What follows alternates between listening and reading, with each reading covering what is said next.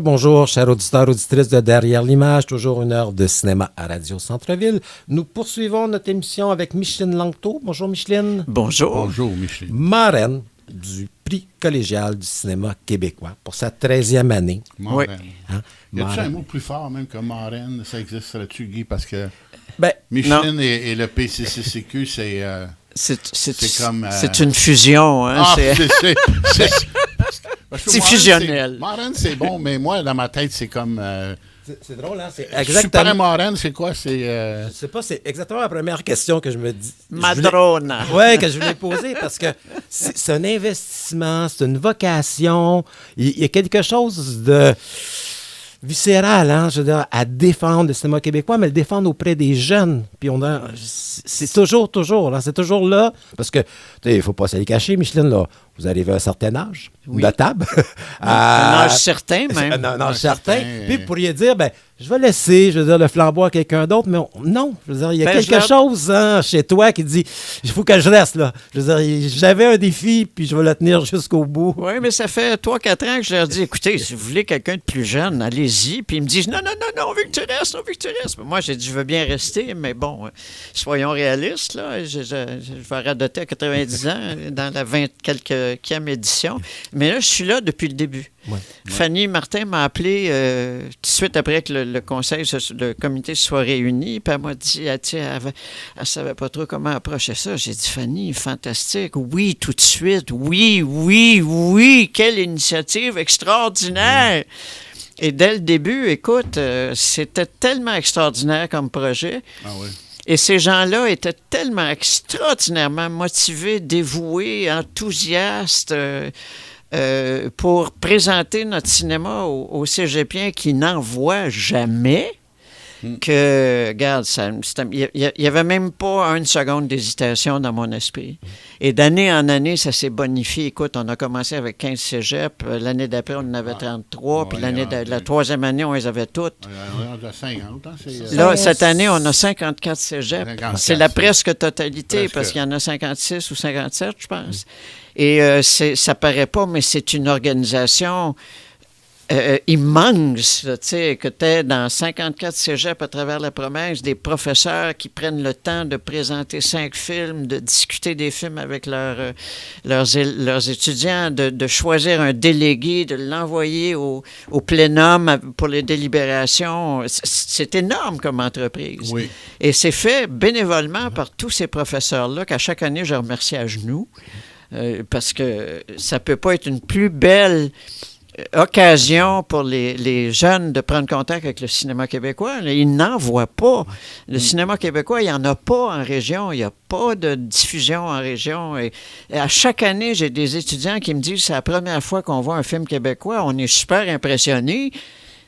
Non, mais c'est tellement émouvant parce que, mettez-vous à notre place. Puis à chaque année, quand on a le café cinéma, je dis aux étudiants, tous les cinéastes qui ont remporté le prix vont vous dire que c'est le prix le plus important de leur carrière. Oh mon Dieu.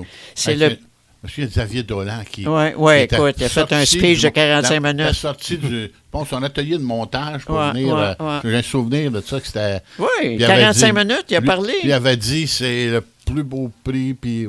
Pas seulement ça, Xavier, c'était très émouvant parce qu'il n'avait pas fini son cégep, lui.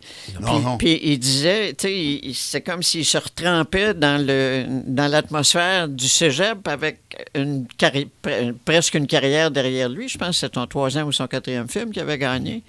Fait que, non, c'était... le comité organisateur, ça fait 13 ans, là, puis ils ne dérougissent pas.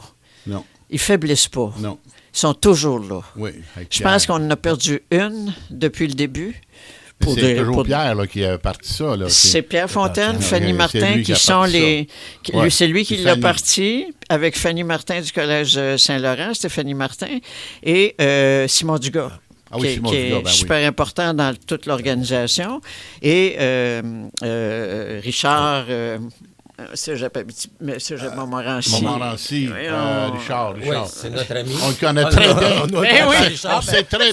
On sait très bien de qui tu parles, le grand Richard. C'est ça, les trois vieux qui ont de la misère avec les noms de famille. Moi, c'est les noms de famille qui m'échappent. Ça va me revenir. Mais en tout cas, c'est quand même la même gang depuis le début. Puis ils n'ont pas faibli. Richard, il anime toutes les délibérations à la plénière.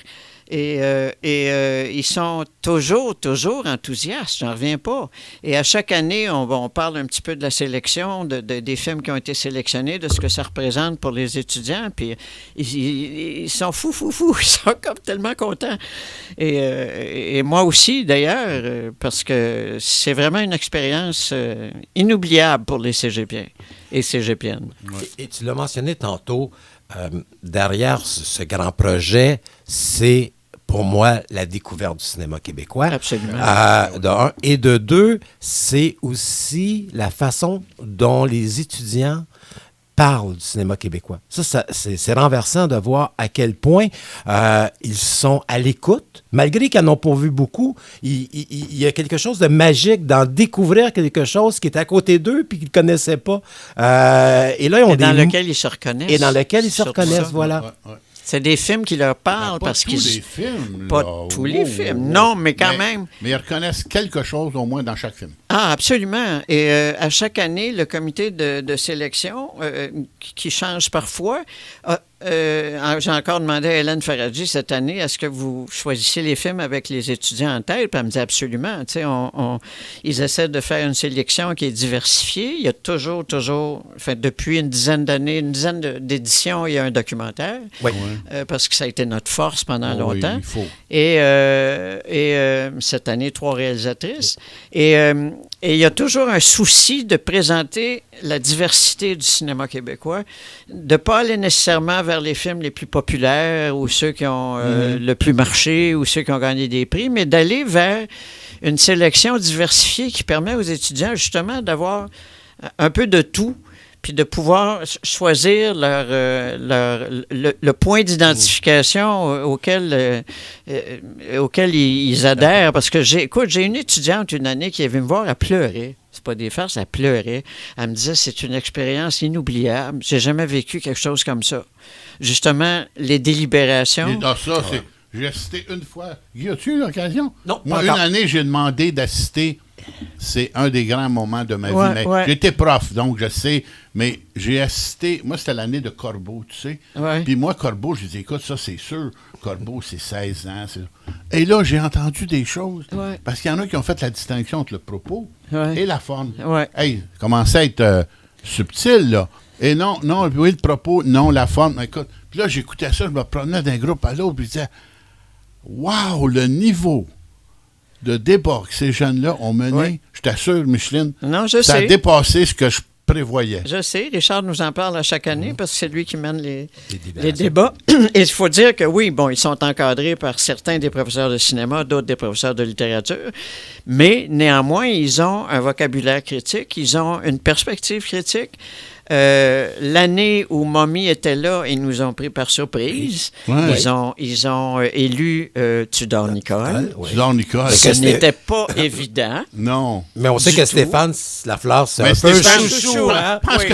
C'est 3 fois qu'il gagne. Oui. Encore cette année, il est là, lui, là? Non. Il est Non, pas là, cette il n'est année. pas là. Il Ah. était là l'année passée avec Viking. Mais, c'est mais, vrai. mais ce qui est intéressant dans ce que tu mentionnes, c'est les surprises. C'est la surprise parce que Oui. souvent, on a vu les films. Fait qu'on s'attend à dire, ah, mais tiens, ce Oui. film-là pourrait être avantagé avec nos yeux. Et les a jeunes des surprises, hein? ils arrivent. Une des années qui m'a le plus surprise, c'est le problème d'infiltration de Robert Morin, Oui. qui n'est pas a priori un film pour les jeunes, Non. qui est un film difficile. Tu sais, c'est pas Robert, c'est pas un cinéaste qui est facilement accessible. Et il a gagné cette année-là pour des raisons esthétiques. C'est-à-dire que presque tout le débat a porté sur des innovations formelles qu'il avait fait dans son film, parce que Robert, il y a toujours quelque chose Robert, d'extraordinaire dans pas ses de- films.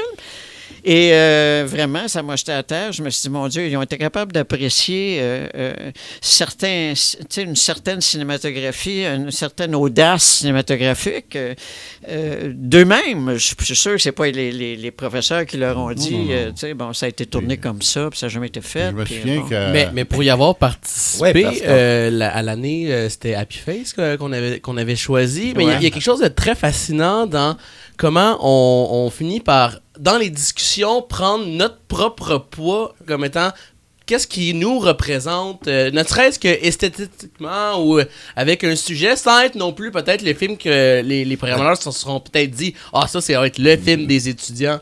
Oui, je sais. Il y a quelque chose justement dans les délibérations qui oriente les jeunes différemment. L'année de Mommy, ils étaient tous partis avec l'idée de Mommy dans la tête parce que, oui. bon, tu sais, Oui, personnage adolescent, machin, truc. Et ça a viré complètement, justement, avec les débats, avec les changements de perspective. Et même quand ils tiennent mordicus à leur choix, ils finissent par se rendre à certains arguments. On ne sait pas lesquels. Moi, je n'assiste pas aux délibérations, mais ils nous le disent par après. Tu sais, un tel nous a convaincus ou un tel nous a fait voir des choses qu'on n'avait pas vues. C'est vraiment, pour eux autres, c'est une expérience extraordinaire.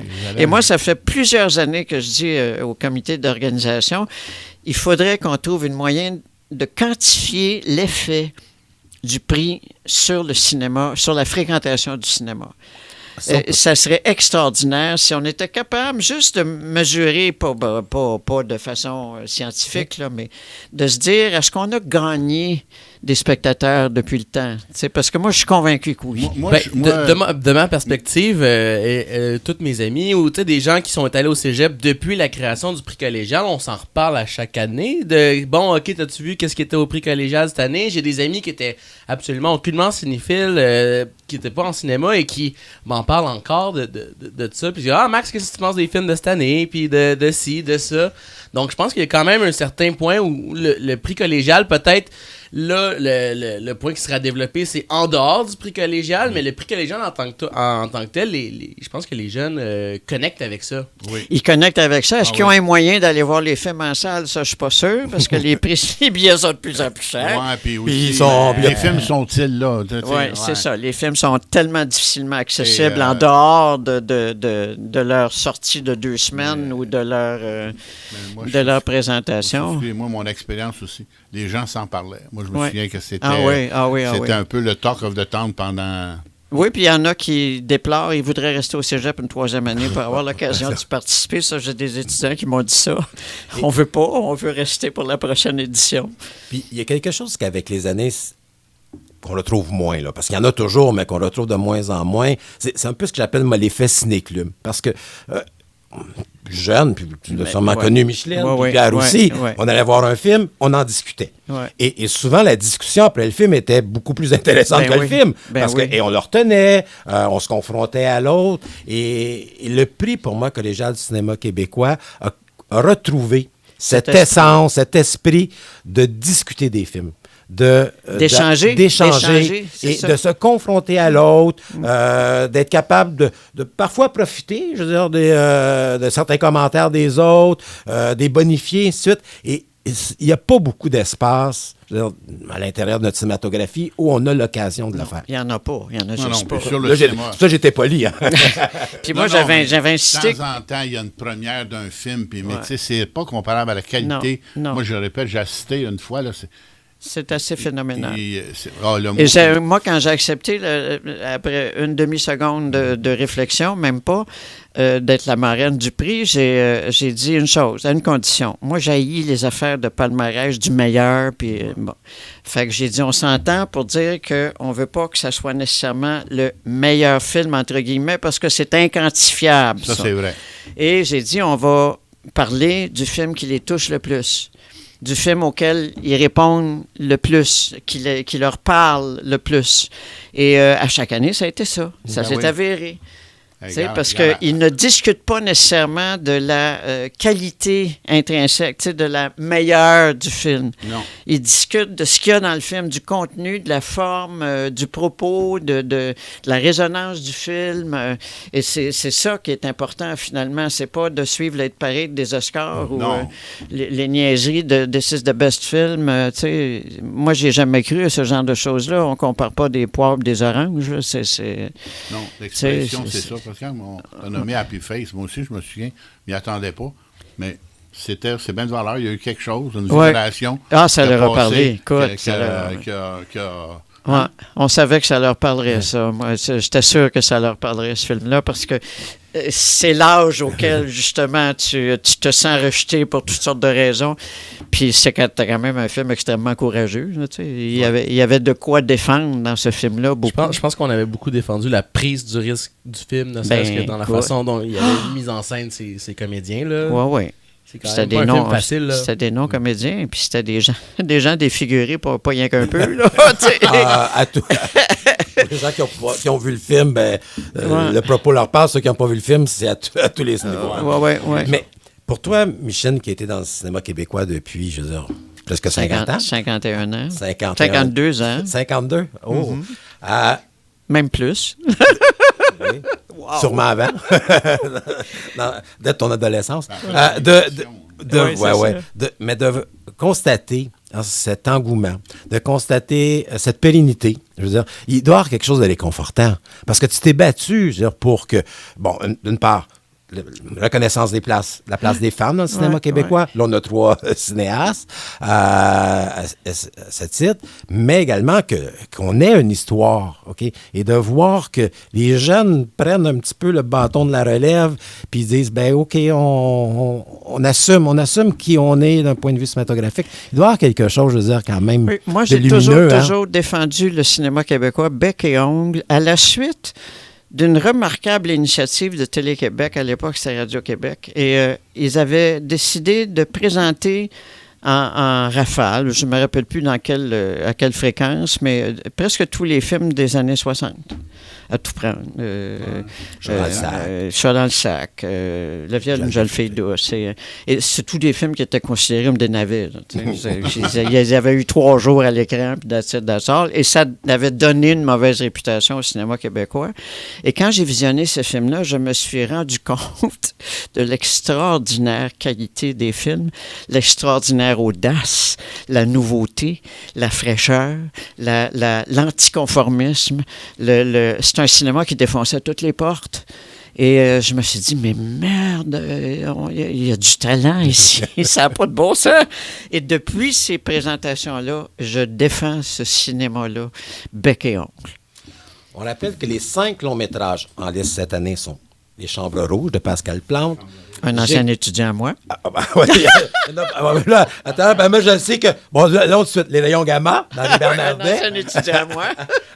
Geography of Solitude de Jacqueline Mills. Magnifique film. Simple comme Sylvain de Monia Chokri. Et Vampire humaniste cherche suicidaire consentant de Ariane Louisaille. C'est vraiment une belle sélection. C'est une belle... Oui. Puis, on va en parler parce qu'on va recevoir Ariane tantôt. Oui. Mais depuis 2 ans, également, une collaboration avec Plein Écran où on peut aussi, je veux dire... il y a 5 courts-métrages qui maintenant font partie...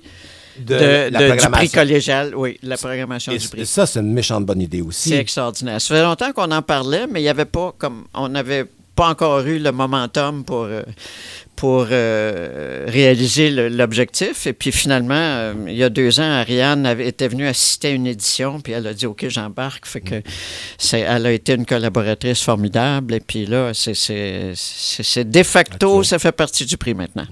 Et bien sûr, cette édition-là se déroule depuis quelques jours jusqu'au 6 avril, parce que les délibérations ont lieu le 6 avril. Oui, 5 et 6 avril. Dans le cadre des rendez-vous du cinéma québécois, il y a toujours cette table ronde. La table ronde, le 22 février. Le 22 ou le 23? Je pense que c'est le 22. Hein? Le 22 février. On va pas dire de conneries, mais on va sûrement pouvoir y revenir si on s'est trompé. Et ça, j'invite les gens, s'ils veulent voir la qualité des débats puis des questions que les étudiants posent, c'est un événement à ne pas manquer parce qu'à chaque année, ils sont extrêmement intéressants. Ben, merci, Micheline. On a pu en discuter. C'est important, ce prix collégial du cinéma québécois. Exact. Nous, parce qu'on est prêts, on le connaît, mais parfois, j'ai l'impression qu'il n'est pas assez connu. Non. Il n'y a donc, pas beaucoup de médias qui en parlent de façon enthousiaste, comme nous le faisons ce matin. Ben, c'est un peu à cause de toi, Micheline. Hein? Ah. Donc, on veut que tu y restes comme marraine. Oui, on veut. Puis, à un moment donné, on va te donner OK. le rôle de, je sais pas, ma lieutenant Ben, générale. doyenne, ou je sais pas quoi, là. Mais je sais que tu Éméritus, marraine éméritus. vas toujours être prêt, je veux dire, du prix collégial du cinéma québécois. Merci beaucoup, Michel Langto. Merci, merci.